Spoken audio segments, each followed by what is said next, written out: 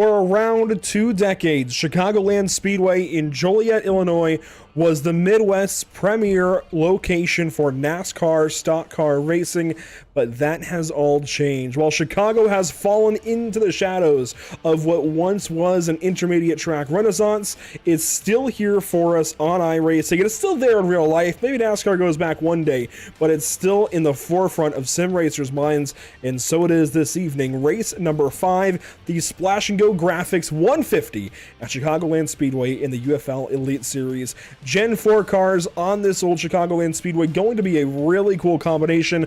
My name is Andrew Cardinale IV. As per usual, I've got Caleb Hoffman alongside this evening as we go into round 5 of this series. And Caleb, you were there at Daytona, you were there at IRP. A couple of races now have gone by, and this series continues to evolve, continues to get that much more interesting.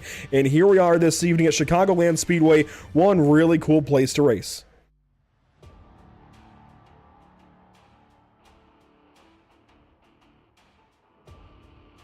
Type of racetrack, as you see the layout right there popping up, but I mean, this track has its own challenges in its own right, and we're gonna find out all those today. Obviously, as the season continues to get whittled down and we chug towards the playoffs, going to be a lot more interesting to see how this thing shakes out. That it is, and this is a combination that has only been used in non-official style racing. It has not been used yet in the official series on iRacing for this Gen 4 Cup car, so we don't have an idea of how fast these guys should be going, but in practice, well, in warm-up right now, they are turning 30.2 second lap times, right around that of a NASCAR Craftsman truck currently runs, which might sound a little bit crazy, but honestly, you consider how much power there is in this Gen 4 car, you can't be completely all up on the throttle, and there's a lot less aero device to work with, a lot less quarter panel to lean on.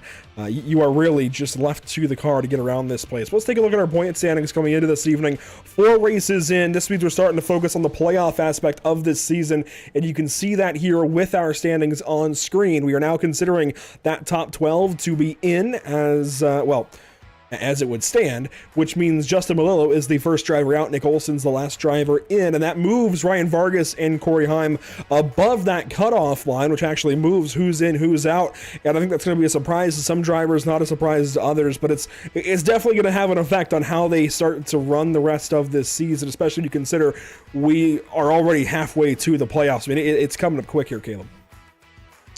Yeah, absolutely. And like you said, that bubble ever-changing. Justin Malillo right on the outside of it right now. Guys like Chris Wetz, Leighton Sabile, Austin Moore, Adam Kodal, all right in the thick of that battle as well. And there's still, even for Nick Olson, Gabe Herschel, guys like that, you can't get too complacent or else you could find yourself almost outside of the top 20 in points pretty easily. Absolutely. I mean, it's not too crazy to think that missing a race or having a bad race for guys right above, like, honestly, anybody from maybe Sean Peleg down to the cutoff line, they could easily end up near or lower than 20th in just a race, if not a race and a half, if you will, of points. So quickly, if they're not on top of things, they can still get left behind. But guys who are excelling right now, Josh Chin, Blake Reynolds, even Nate Stewart. I know he's got a few fewer points than we maybe would be expecting, and he's not quite up there with Josh or Blake, but those 3 especially have been absolutely fantastic, and I'm almost willing to put Sean Peleg and Jonathan Taylor in that category, but they've had a couple of kind of wishy-washy races where they haven't gotten everything they needed out of it, and aren't quite in that category, if you ask me. And we talk about this cutoff line and why it's becoming important. We'll take a look at the schedule here. Race number 5 this evening, September the 6th, Chicagoland Speedway. From here, things get really treacherous. Of course, this is the first real kind of intermediate track we've got. We've got a couple more in the chase, in the playoffs rather, later this season. But this is kind of the only 1.5, actually, we have the entire regular season, Caleb. This is a treacherous way to get to the playoffs, let alone race for a championship from there. Bristol, Brazil, Michigan after this. You've got to be on your game. Yeah, absolutely. And, a little bit what we were alluding to earlier is, despite being a cookie cutter, like you said, this is kind of a unique challenge on this schedule. You see Bristol, Brazil, Michigan all coming up, and those are all very different than what we're going to see here today, as we'll get to the grid here shortly. But Richmond, Charlotte, none of these tracks are going to be quite like what we're going to see today here at Chicagoland. Yeah, this is a very, very special place. I think we'll see these guys race into the evening just a little bit. this evening, which will be interesting to see as always. It is always good when we get lights on at the racetrack in the iRacing.com sim. That's something I really appreciate at all times.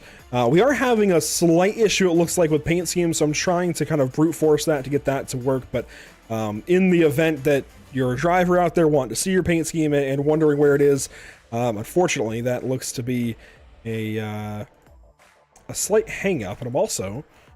It's working, well, I'll tell you what, there's always new things with a build, and I'm not sure if it's just me. This is live TV happening, but I'm not hearing the sim. So we're working on a couple of things here, Caleb. It is how it is sometimes. I don't want to go green without us having sim sound, but if you could verbally walk us through the grid, that would be helpful. I'm not sure if you're on the sim yet. See, again, build things. Yeah, no, I mean... Okay, I think I've got it. I think I've got it. I know this is not at all what we would usually expect. Not very conventional, but... yeah, not conventional at all. But we're headed down the backstretch. I have got sim sound. That's what I wanted. Let's take a look at your grid this evening. Quickly, Sean Butler, Sean Peleg, your front row. Chase Cabry, Aaron Smith, your second row. Then Aiden Savitsky, Josh Chin, row number 3. Then finally Blake Reynolds, Andy Trupiano, Timmy Pacioli, and Brian Mercurio to complete your top 10. Your top 20 looks like Chris Wetz, Austin Moore. For the Mac, it's Tristan Hagenstein, Ryan Vargas. We're going to let them scroll by on the bottom as we get this race underway. It is the Splash and Go Graphics 150 from Chicagoland Speedway, and it begins now on Pit Stop TV.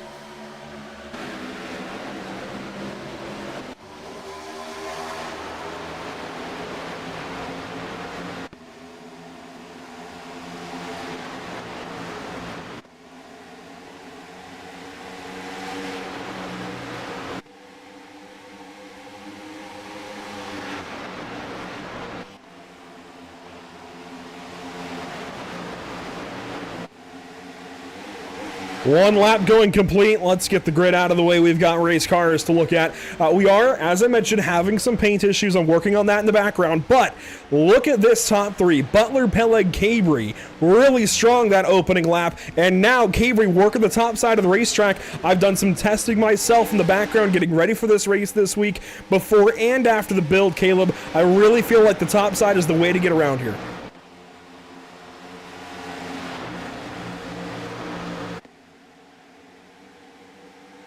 Well, as I mentioned that, Caleb had a catastrophic issue on his side. That is build day shenanigans, as they say. Ryan Vargas just back here inside the top 10, racing to break into 9th spot, trying to get around Andy Trupiano. Will do so there in turn number 2. Lap number 3 going the way of car number 26, at least back in the midfield. And he now drops to the inside of Brian Mercurio. Work with us on these paint schemes. Trading Paints is hitting some catastrophic speed bumps, as they have been lately, unfortunately. So trying to work through that. But hey, we've still got race cars to look at as they work down the front stretch here at Chicagoland Speedway. Weather conditions in the sim, 76.6 degrees down in the air, 80 on the racetrack.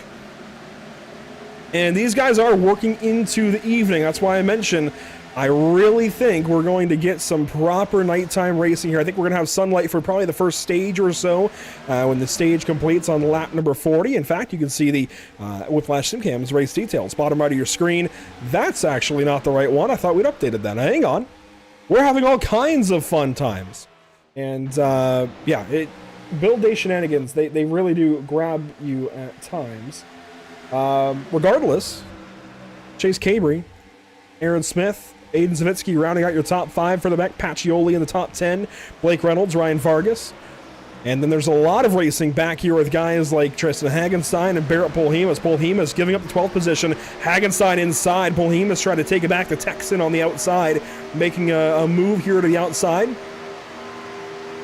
Said outside a few times there, but it's interesting that this isn't really going the way I thought it would. I thought more of these drivers would find more speed on the top side of the racetrack in single car runs, and I think the reason they're going to the bottom, I think it's a matter of tire wear, but in single car runs I found a lot of speed up top.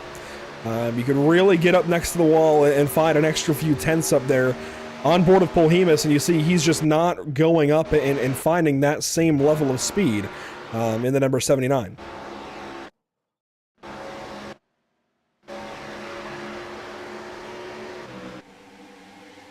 A little bit of a gaggle behind him. Andy Trupiano, Ryan Pistana, Chris Wetz in the number 71 Ford.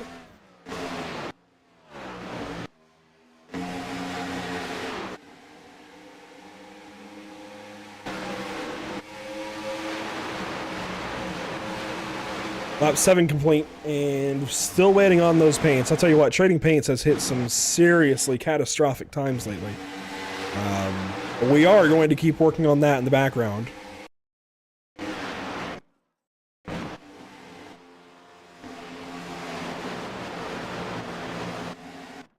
There were some interesting entries added into this race. Some guys that I did not expect. Keith Sherman's not one of them. Evan Allen is one of them back here in the 50 car, running in position number 39. Alex Bates, pretty well expected. Not too surprising to see the number 8 car here. He's back in his usual ride. Meanwhile, Anthony Rotolo is in an odd number this evening, even though it's actually an even number. The 36 car, an abnormal number, we'll say, for Anthony. Jason Alexander this evening in the 00, somebody I did not expect to see on the entry list. Same with Ford Martin in the number 30 car. Currently running 32nd spot behind Matt Stalknet, somebody who we have not seen much of yet this season. Arnold Columbia also here this evening in the 67 car. Just a few different guys throughout the field that I really did not expect to see enter this race, but I'm glad to see them as Zach Murtis races with Nate Stewart, and definitely can see the cars flashing is definitely not convenient. So we're going to keep working through it build day. Things work one week, and the next week, iRacing drops a big update. And here we are. We've got catastrophic issues, much like that of Chris Wetz to the inside, through the grass, keeps the car on all 4 wheels, and will rejoin on the front stretch, but go for a spin, and that just may be the first caution of the evening. No yellow yet for the 71 car. The leaders stay after it up front. Sean Butler leading the way over Sean Peleg and Chase Cabry. Aaron Smith, Aiden Savitsky, the rest of the top 5. While these guys work early in stage 1, we want to get ahead of whatever iRacing has thrown at us this evening. We're going to go pit stop TV side by side. If we get a caution, we'll come back and replay that caution. But I want to get ahead of whatever is holding us back this evening. Going to work on it in the background. Bear with us. Certainly not ideal. Let's see if we can figure it out.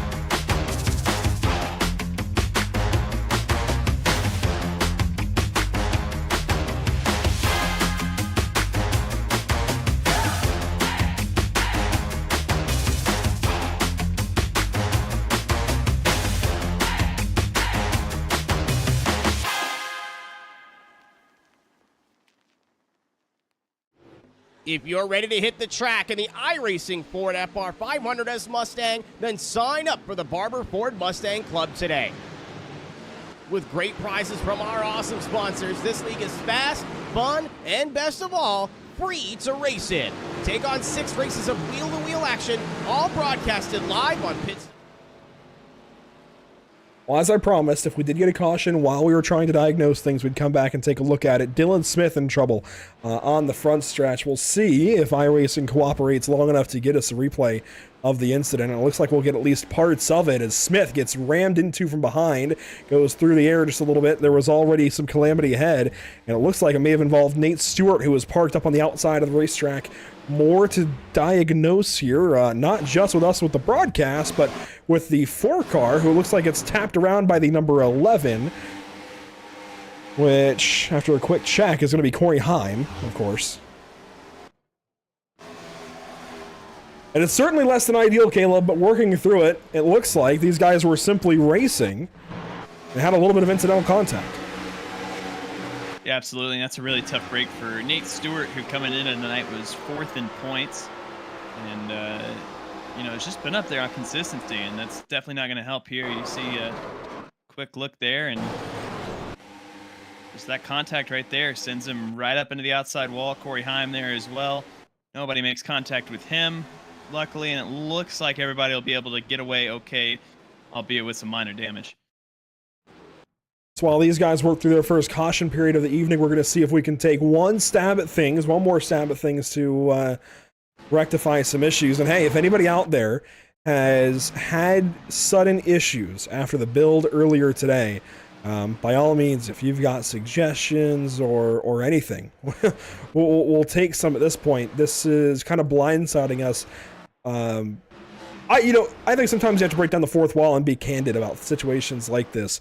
When it's entirely unexpected and suddenly your sim is not cooperating as it should. It really is out of left field, and I'm gonna try to do what I know, some small things to try and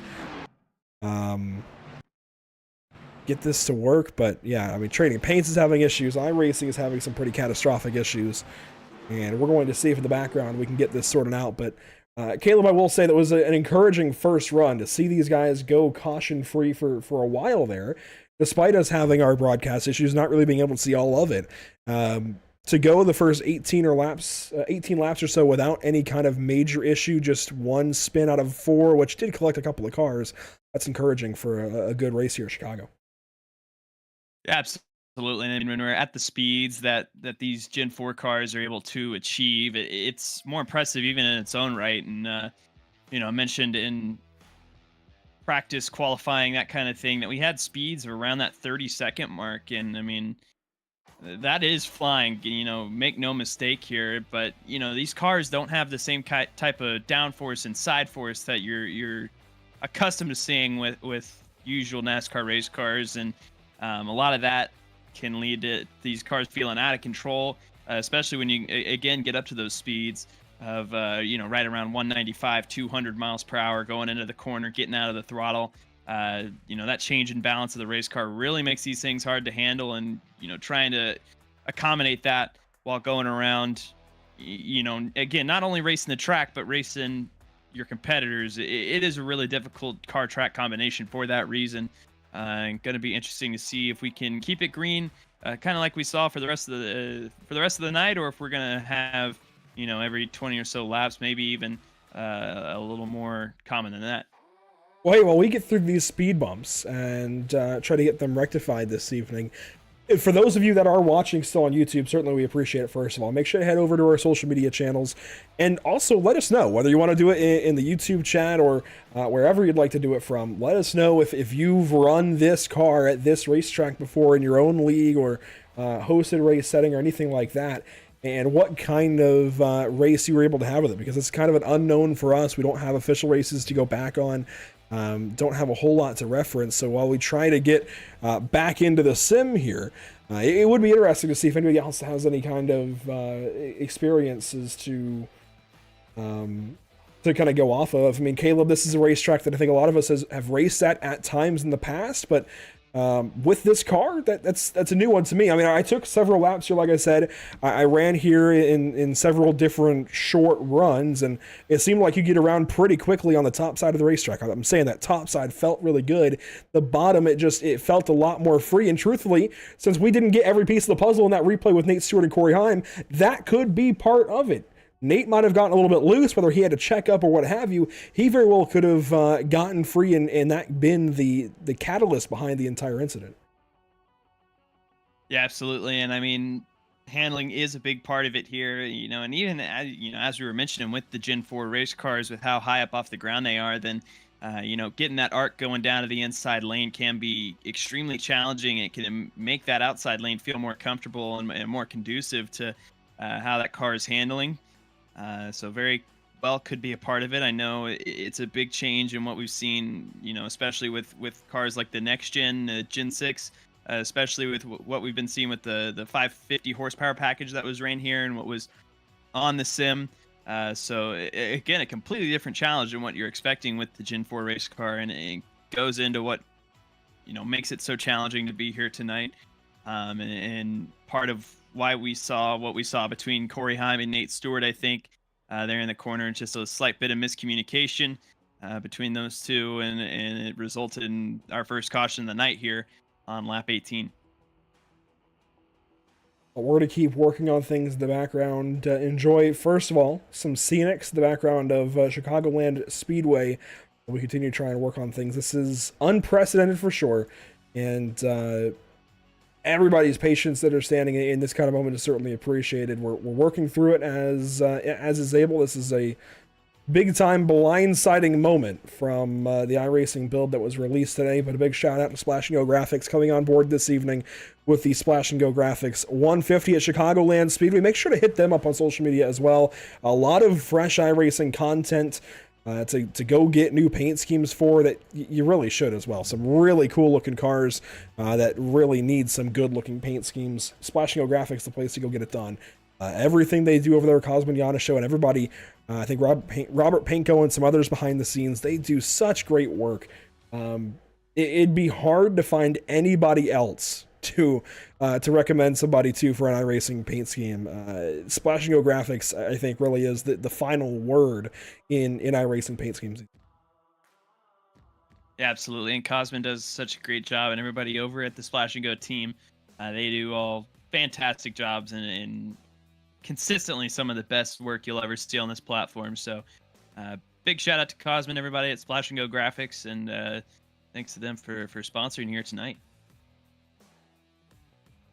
Still trying to work on a couple of things in the background. While we get that done, stick with us here at Pit Stop TV. I know this is far from ideal.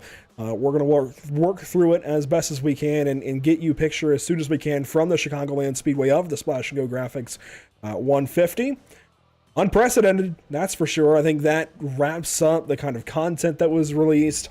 Everything we saw in the build that was released today on iRacing.com. I mean, sending out shockwaves across the sim, I'd say, with some really, really cool new features. But also, it looks like handicapping our ability to bring you the show this evening. Not sure exactly what it is. We're going to keep working in the background, and well, frankly, I'll shut up for a second, give you some content to watch in the background. This is a new one for me, so we're going to keep working. Hopefully get you the back end of this broadcast here shortly.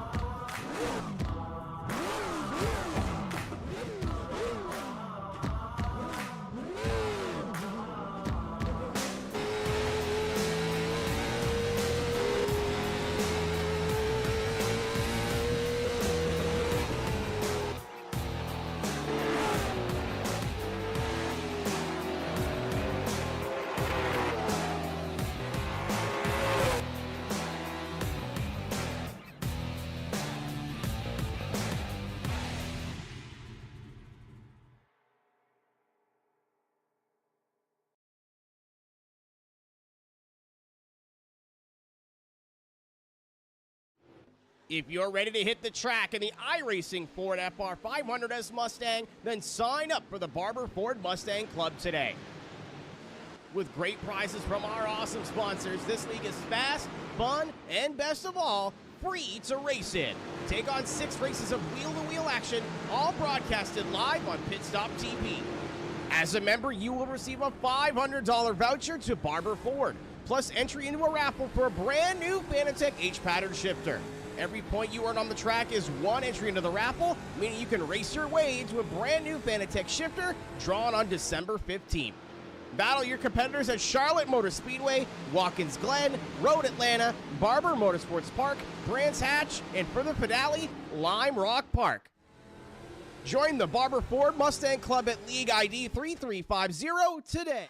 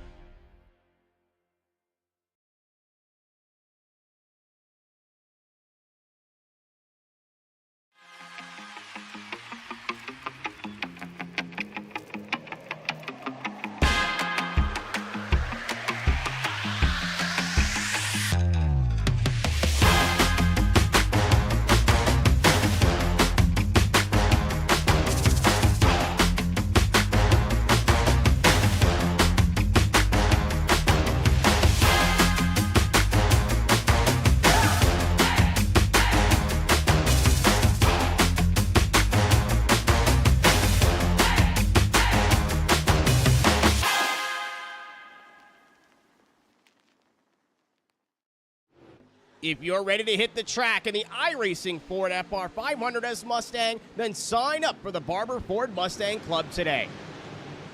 With great prizes from our awesome sponsors, this league is fast, fun, and best of all, free to race in.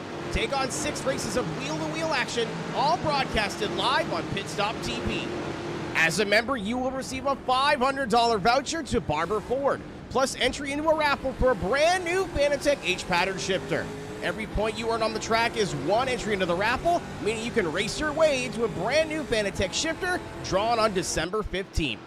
Battle your competitors at Charlotte Motor Speedway, Watkins Glen, Road Atlanta, Barber Motorsports Park, Brands Hatch, and for the finale, Lime Rock Park.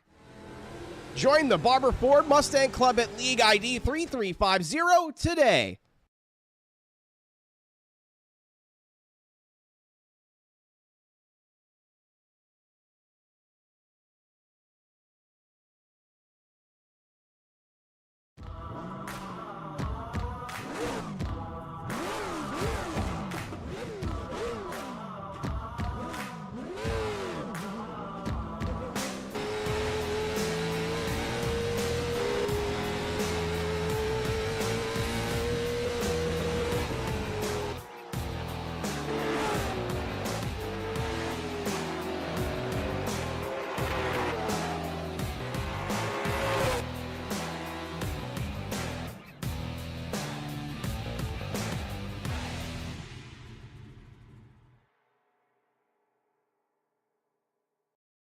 Absolutely. As now we see the drivers make their way into the pit boxes.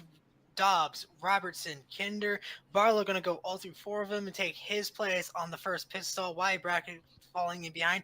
As now we wait to see these 4 tires and fuel and who's going to be able to win off pit road first. Adam Lancaster drops the jack first. Alan Dobbs is going to get off away early as Lancaster is going to jump all the way up to 3rd with that, almost beat Robertson, and they make contact, and that is not what you want to see. That might be a pit exit violation on 28, but that is a very devastating blow to number 2 car. You got to hope he didn't get too much damage out of that, but that was a hard hit to the inside wall. Down the straightaway, we'll get a replay here and show you that one again. That car was really consistent and really strong. I was thinking Robertson was going to be a big factor in the finish of this race. You see Adam Lancaster and Brandon Robertson coming out side by side from the exit of the pit lane, and there was for the completion of 4 fresh tires on that machine. Dobbs got him out of the pit lane, no question about that, but Lancaster got a really great pit stop, came out beside him, and just trying to have enough room between both himself and the wall and himself and Lancaster. Obviously, he misjudged how much room he had to his right side and just clipped that wall. Unfortunately, that's going to be a big blow for Brandon Robertson, but he should be able to get that car fixed up and maybe before we even get back to green flag racing, get it back on the grid. So getting on pit lane is going to matter a lot. Getting off of pit lane is going to matter a bunch as well. And we also see that margin from 2nd and 3rd starting to close up on the race leader, Jesse Webb. We were talking about the headlights. He was making good use of them there. Trying to warn, oh, trouble in front of him. Look out. That's right in front of the leader. He somehow gets by after the 2 lap cars tangle in turn 1.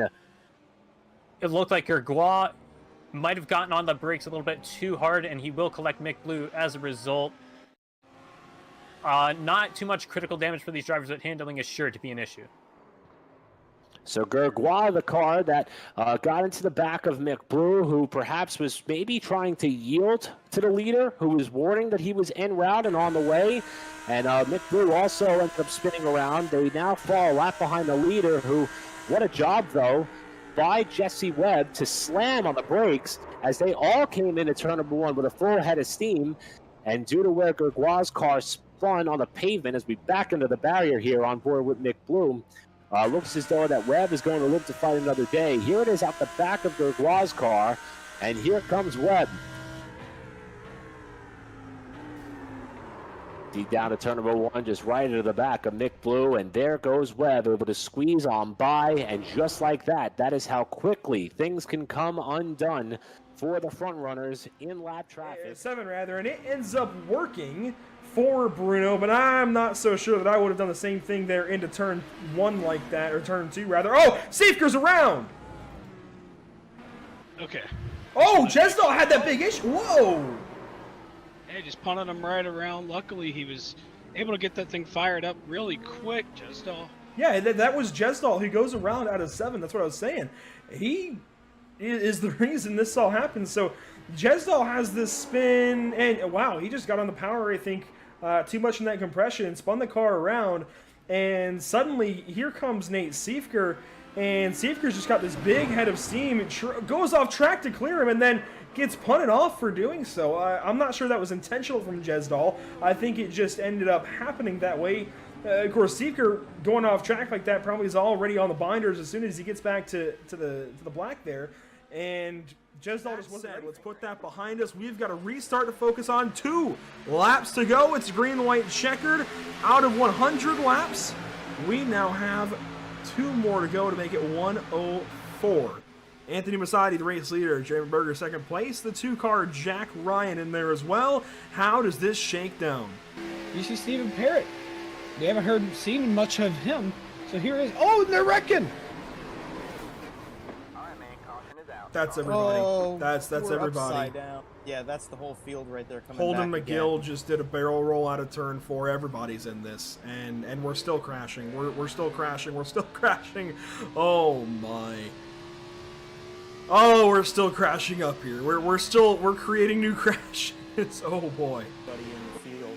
We'll get a replay, and I don't know if you can pick out one single car to follow through this one, because this included most of the cars left in this race.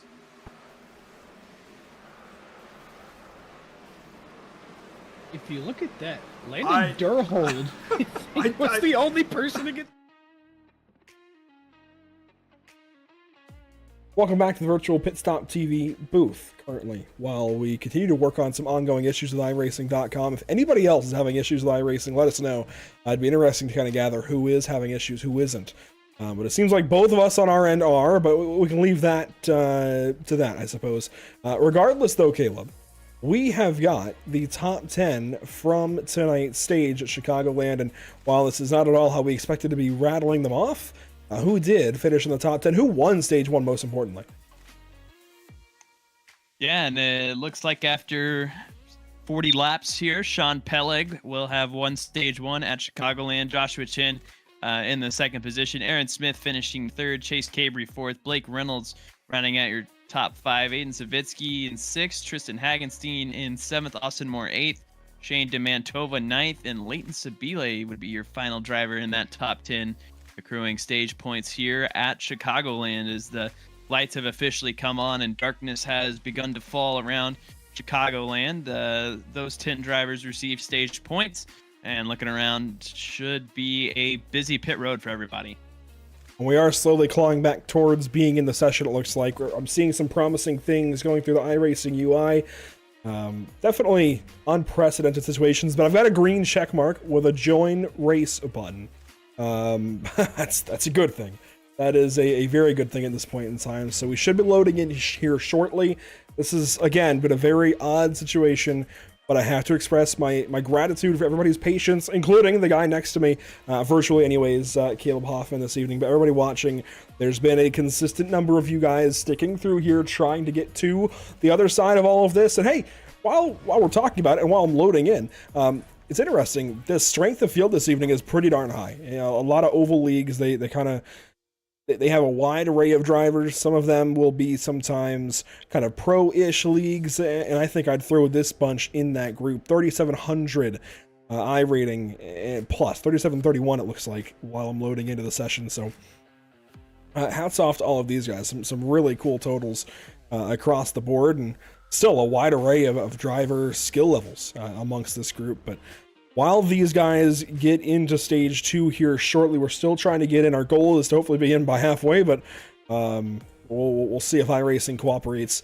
Again, if anybody else is out there having issues with iRacing this evening, watching, tuning in, whether you tweet at us or however you want to do things, by all means, any kind of other experiences you want to share with us this evening would be pretty darn cool and pretty darn appreciated.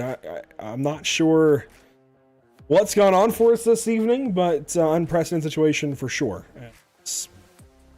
Despite our best efforts, iRacing has pretty much not cooperated, I think is the best way I can put it right now.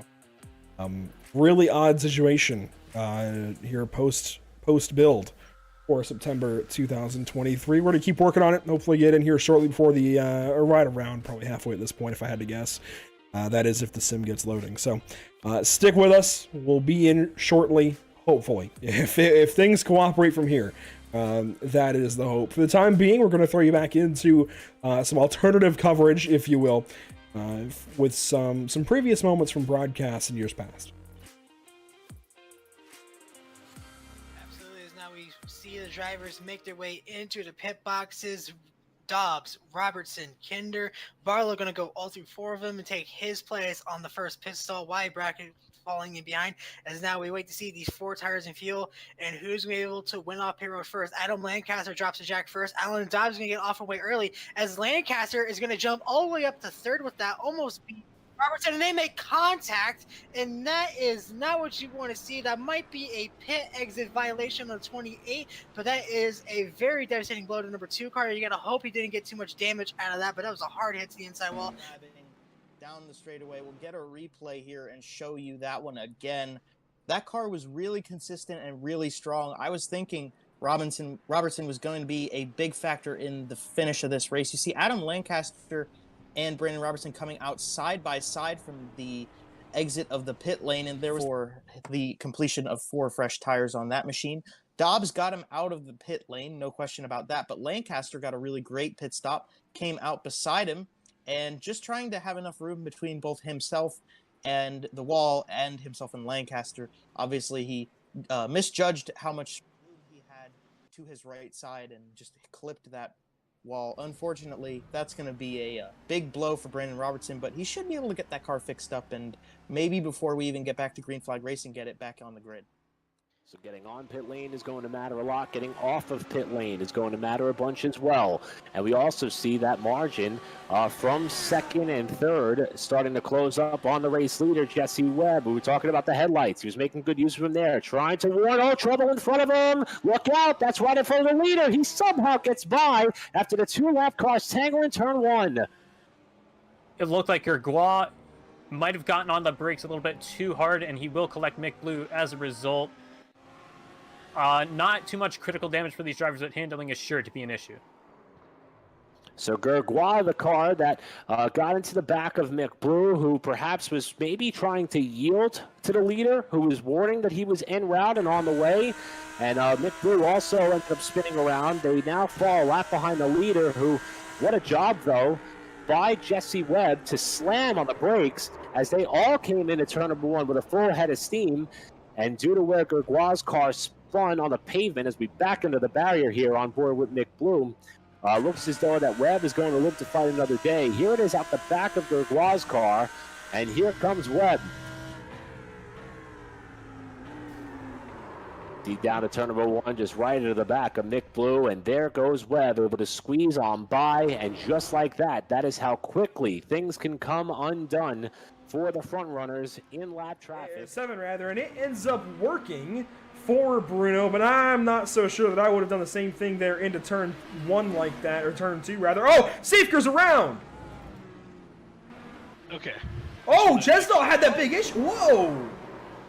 Yeah, just punted him right around. Luckily, he was able to get that thing fired up really quick, Jesdal. Yeah, that was Jesdal. He goes around out of 7. That's what I was saying.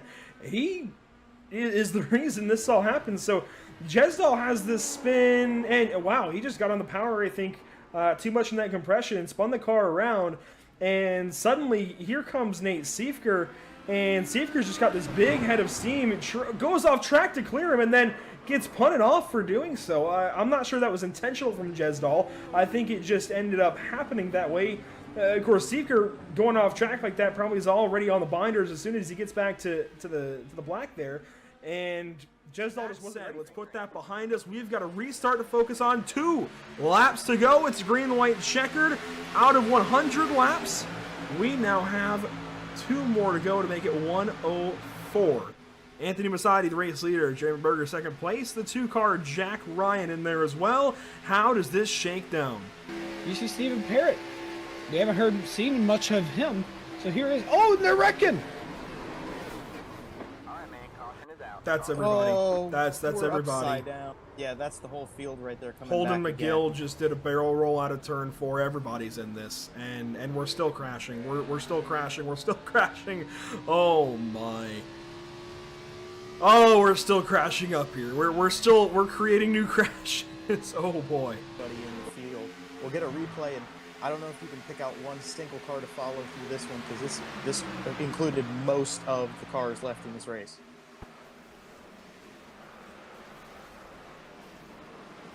If you look at that, Landon Durhold was the only person to get through that.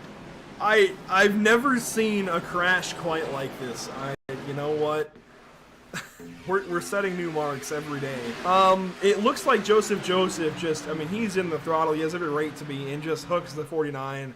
And I mean, there's nowhere to go for anybody. Logan Durhold, you're right. Gets through. Oh, somebody else. Who was that? Forward on the bottom side. Oh, you know what? That was Kevin Frakes we were talking about a while ago. How he might be in this thing. He's back in it, boys. Oh my. I don't know. It's hard to keep control of it, and while that didn't cause the yellow itself, because obviously you see Joseph just trying to give the shove that he needs to get the momentum towards the front, but it's this part of the turn. It's where you get back into the banking change is where the rest of the field's going to have a problem, because they're going to have... We're going to watch Kevin Franks go through this. You see them starting to wreck a little bit in front. He's going to dive down to the apron, gets a little bit loose. You see Landon Durhold in front of him, and he just gets away scot-free. One of the few cars of the field that gets by scot-free. Sure. How about this, though? Nearly 3 wide for third spot. Brunnemer under fire from Ledecky, who's got drafting help. They almost come together at the start-finish line, and that's John Wittendorf trying to find a way through. And how about Hansen? He's trying to draw even here. We're back on board with Beats as they come to turn 2. They're going to survive the corner there. No look for the lead for the time being, but Hansen had a huge run just behind to try to get up into the top 5. And there's trouble. That's Hansen crashing there as they come through turn 4.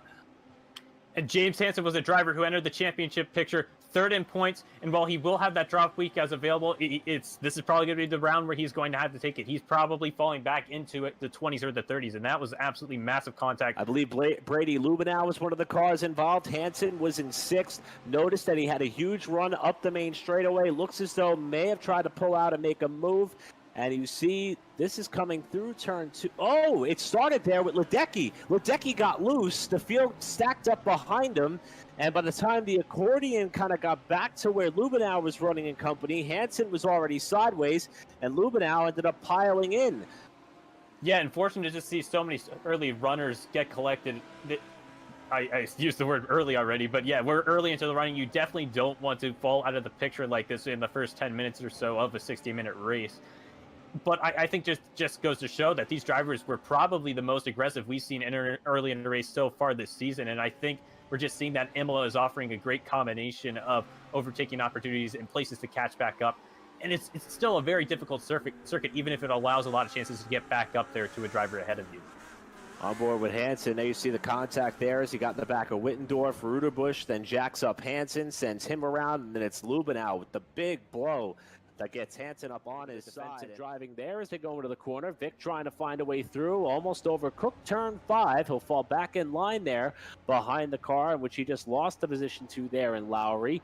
And this race will continue on up in a 6th spot. While we have a quick look of the top 10, this will open up an opportunity for us to thank some of those on the series side who make this race possible. And take a look at the driver who's currently running in 10th spot. That's Sarah Rabb, +6 on this race as the battle for position continues on. But there's Sarah, been able to keep her nose clean. We mentioned the impressive end. And just as we were talking about Sarah Rabb, she's going to lose it on the power off the corner.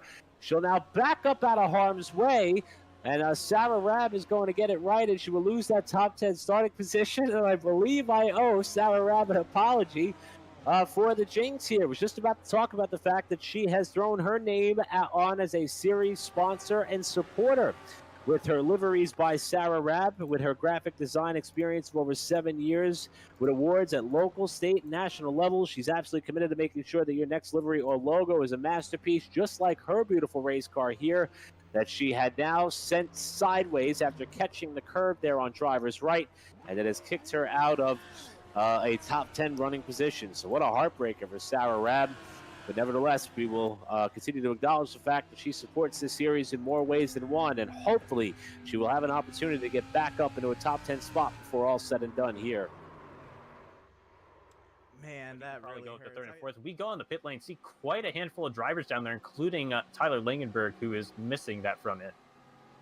Langenberg, a driver who looks as though he has found the edge of disaster here at Imola in this race at about just over the 45 minutes ago mark. And let's go back here and see what happened to Langenberg. Car looks clean for now, kind of running by himself, catches a little bit of curbing here on the left-hand side of the course.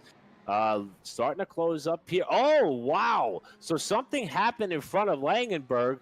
He slowed down as the field stacked up and came to a stop and just got launched up skyward. And Langenberg, who started back in 26, started working his way up through the pack. Now in the pit lane with a car, which I'm not sure they may be able to get that repaired and back out. So far, he's still in the session, but that was bizarre.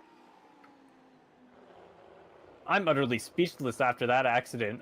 We'll get another perspective here of that, but he's definitely going to be, a little bit disappointed after all the practice you put in. But I think upon reflection, that is going to be a bit humorous, just considering the amount of airtime he was able to garner. Almost caught a piece of that spectator crossover bridge. So Randall Ayers got off course, was starting to come back on. Oh, Scott Snyder is the car that got spun off, and he goes into the barrier hard. And then as Snyder was rejoining, I think here comes Randall Ayers. It's right out of the view of our screen. There it is.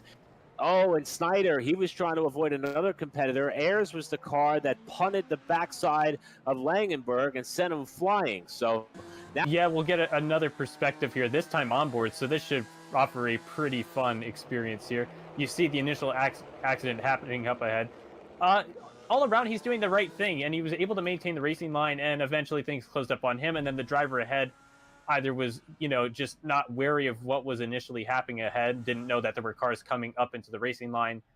It'll happen sometimes. Racing incidents will happen. It's the nature of this, and I think that's the important thing about the sim side of things, is that you can learn from those mistakes without it being an expensive. Scott Fritz now off of turn number 4 for what might be the final time. First restart overtime, as now Fritz going to get a huge jump. Alan Dobbs gets caught sleeping, as now he's going to get stuck behind Ronnie Shark Jr., who tries to give the bumper as he tries to defend from Alan Dobbs, as now down the back straightaway with 2 laps to go. He is in a good spot to get this win. Aggression very high, and it looks like we are coming out of turn 4, meaning we will get the white flag. Race is official. Fritz gets loose off of 4. We're going to have a fight for the lead. 3 cars for it. Oh no, heartbreak for the 1, and a huge wreck as they stack it up in turn number 1. But who is the big winner? We talked about it. He started in 4th. He's going to bring it home under yellow. It's going to be Casey Barlow coming off of turn number 4, checkered flag in the air. They're actually going to race it back to the line. It is going to be Casey Barlow taking the win. Nicholas Nagel going to hold on to 2nd. And how about this? John Kinder with the incredible comeback. He takes home 3rd. It just goes to show how massive that wreck was up front. And then behind him, Casey Barlow does not have a rear bumper. And then behind those two, John Kinder's car is even more mangled. What an incredible podium. We are watching the replay and seeing the cause of the incident. Just a lot of aggressive action. And all of the top 4 get collected, including even more behind them. Yeah, you see it there if you can get a chance again to look at the runoff of turn number 4. It all started in turn number 3. He got a little bit too excited. He saw that he was in the clear. Was a little bit excited entering turn number 3, and he just ran it a little bit too wide and overcooked the corner, and then sadly he was taken out in that, and Casey Barlow actually had to run it all the way back to the start finish line to fend off Nicholas Nagel. You're going to see exactly where he was. Point number 4, you see there right there, Fritz gets a little wide off of 4. Dobbs and Shark Jr. fighting hard. Dobbs dives down to the inside. You can make 3 wide work in 1 lane, and then that just sends all 3 of them around. Fritz bounced off the wall. Dobbs bounces in front of Brackett. Barlow dives to the inside with the smallest margin he could have found, and he holds on to. 2 laps to go. This is Zach Arnold on the outside, Merrick Watchorn on the inside, Holden McGill, Taylor Butcher Benjamin, Wyatt Brackett, pace cars in. Let's go racing. 2 laps to settle it. excellent start there with Zach Arnold. You see Merrick Walchner actually had a little bit of wheel spin. That's going to bring Holden McGill up into the mix. They're going to send it down into turn 1. Looks like we got a car around further in the And that's back. gonna be We're the still caution. good. That's the end. Zach Arnold will win. Oh my gosh. Big accident on the back straightaway.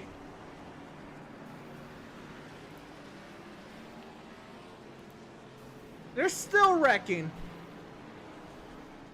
Absolutely hectic here on the final lap here at Richmond.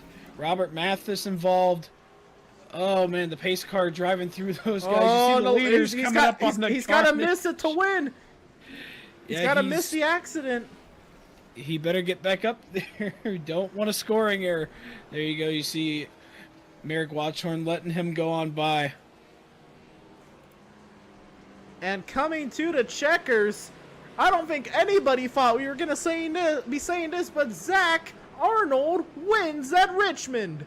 He's going to win, and he's going to burn it down. Very well deserved. Yep, on the front straightaway. Zach Arnold, your race winner at Richmond. Out of all the drivers who dominated, Zach Arnold did not. And he came at the right time and stole the show on a phenomenal restart on the second green-white checkered. Put him in prime position to hold everybody off. That second to last restart, the second green-white checkered. How did you get that amazing start? Yeah, I saw that he had been jumping it, right after the pace car pulled off, and I was in my head, and I knew there was second gear restart was a little sketchy on the bottom, and there was no way I was going to try that up top, so I went to third gear restart there, and just got the jump of my life, and just really propelled me. Pre-race can be a little tricky as we go into another one of the more tricky. Whoa, Rambler and Freilich spin! Oh, and Hunter gets involved. Rambler went around as well, and that's some wing damage then for Don Hunter. Who got through that? Well, Rambler, I think, got back on the racetrack and got through it. Freilich still trying to get himself back collected. Contact. Oh my gosh, 3 cars. All 3 of them, Hunter, Rambler, and Mercier. Will this prompt a full course yellow? We've got a car stopped. It's Rambler. Yes, it is. We get a full course yellow. Cars flipping, 3 of them in total involved. And they're still wrecking. Tom Mercier gets collected by Daniel Falkingham. Oh man. This is what happens after the fact with Falkingham and Mercier. Oh my gosh, guys. This is going to be Mercier, Hunter, and Rambler. This is from up above. What happens here? So 3 wide. They're going to go over the crest, and tire my gosh. contact. Oh man. That Rambler just barrel rolling and lands on his lid. He landed on his wheels, and you just see Freilich, and I'm not quite sure who is behind him. Just scoot on right by. We're gonna get another.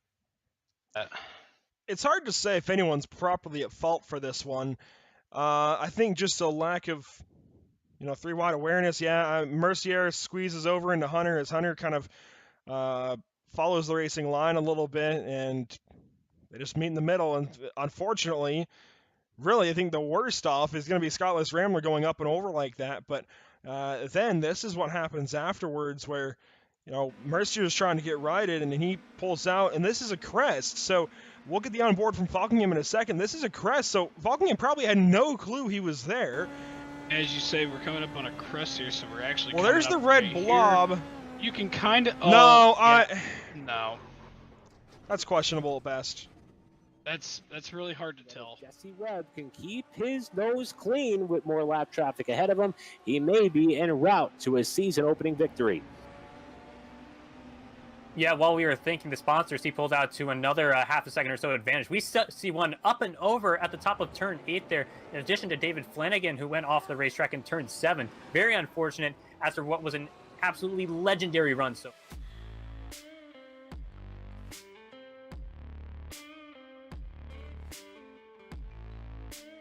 Welcome back once again to the Virtual Pit Stop TV booth. This is, as I've mentioned before, one of the most unprecedented situations I've found myself in. I'm used to, if we have an issue like this, it being a power outage or an internet outage, it's not an ISP issue. I know we'll work with John Palmieri and everybody at UFL to figure something out. This is a new one for me, Caleb. I'm not really sure what's going on. I know you're having your own issues. It sounds like it's unrelated, but aside from the fact that it's also iRacing. But I've been trying to get the iRacing.com member site to load, and I've loaded one web page out of the 30 or 40 minutes that we've been waiting on it to load. I've been waiting on the iRacing.com UI to get going, and something is not working. So I'm not sure what's going on, but it's definitely been a challenge. But that said, everybody in the race in the sim has been having what has seemed like a good race, Caleb, and these guys have gone on through. I think they're around lap 70 or so at this point. Yeah, right now just at about lap 64, currently under caution. We've been kind of bitten in the ever since that stage 1 caution, where we haven't really found ourselves, putting together green flag laps here in about 15-20 laps. So right now, just under caution. Your top 10 running order: Joshua Chin, Keith Sherman, Brian Mercurio, Justin Malillo, Chase Cabry, your top 5, Jonathan Palmieri in 6, Austin Moore 7th, Corey Heim in the 8th position, Ryan Vargas in 9th, and Matthew Stalnick in the 10th position as they run. But that first half we had that caution lap 20-ish, and then after that, had a good green flag run all the way to the end. It was about lap 35, got a little green-white checker to end stage number 1. Sean Peleg was able to come through with that, and then now we've just been kind of running under caution ever since, and have found ourselves, with a few pit stops in there as they run. But as I stated before, Joshua Chin, Keith Sherman, your top 2 right now, currently completing lap 65, still under caution. Well, what I can tell you is we've exhausted the few options we've had this evening. At this point of salvaging the broadcast. At this point, I've got one very last-ditch effort, which is going to, I think, not work, but I'm going to give it a shot. I'm perfectly willing to be very candid in these moments. This is a broadcast that happens from my personal iRacing sim, and goes out to you guys on YouTube, and you're kind enough to watch them. And unfortunately, it's just not worked that way this evening.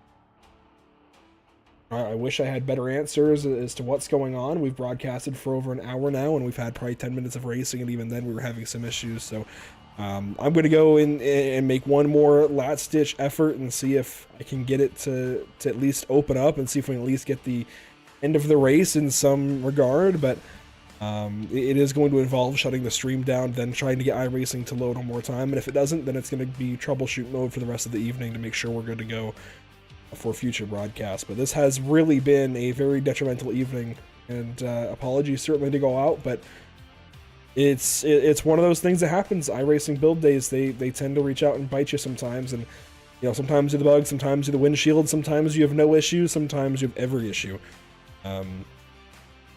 That just seems to be where we're at this evening. So I really do appreciate everybody's support.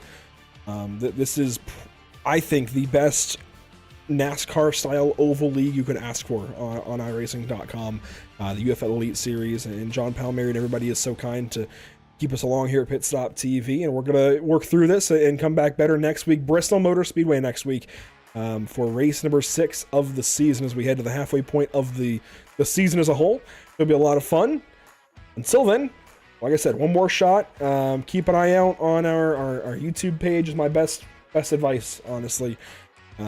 Keep an eye out on the YouTube page in case we come back live. I'm going to try shutting the stream down and see if I can kind of brute force into iRacing in some way, but I unfortunately don't have a whole lot of faith in it. I'm going to try it because we want to try and get the end of the race on here, but I'm perfectly okay being very candid. This has been a terrible, terrible night as far as technical difficulties.